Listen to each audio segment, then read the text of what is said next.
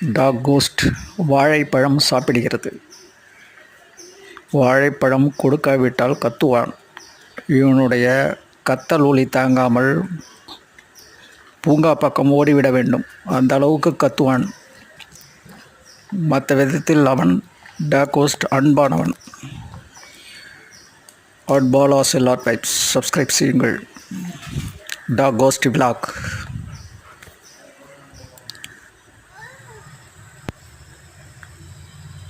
Nature.